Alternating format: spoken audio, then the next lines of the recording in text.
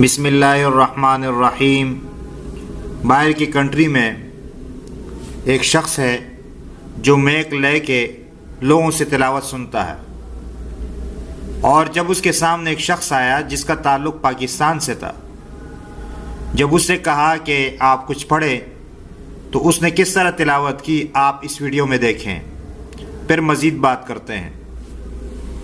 Your name and where are you from? My name is Khalid. I'm from Pakistan. MashaAllah, Pakistan. Allahu Akbar. There are a lot of people from Pakistan. They are watching. MashaAllah, also from my followers. What do you want to recite? What's your favorite surah from the Quran? What do you want to recite from the Quran? My favorite surah Baqarah, inshallah. Baqarah. بقرة. بداية the first. آخر ركوع آخر. أعوذ بالله من الشيطان الرجيم. بسم الله الرحمن الرحيم.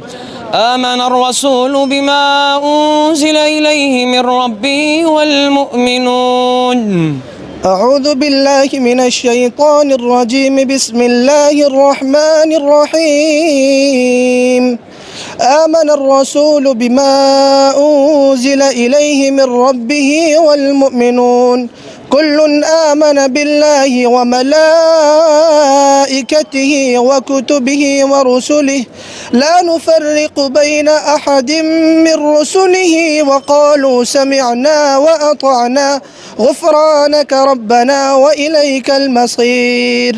لا يكلف الله نفسا إلا وسعها لها ما كسبت وعليها ما اكتسبت ربنا لا تؤاخذنا إن نسينا أو أخطأنا ربنا ولا تحمل علينا إصرا كما حملته على الذين من قبلنا ربنا ولا تحملنا ما لا طاقة لنا به واعف عنا واغفر لنا وارحمنا أنت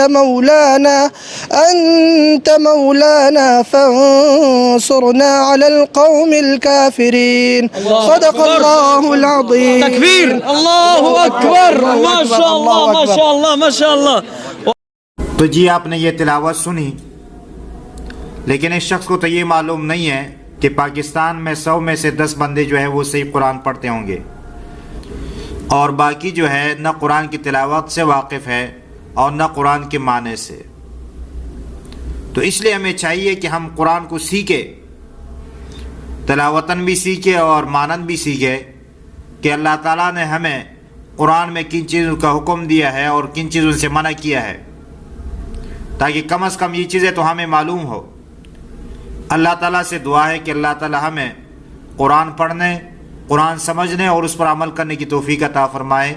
आमीन सुम्मा आमीन या रब्बल आलमीन।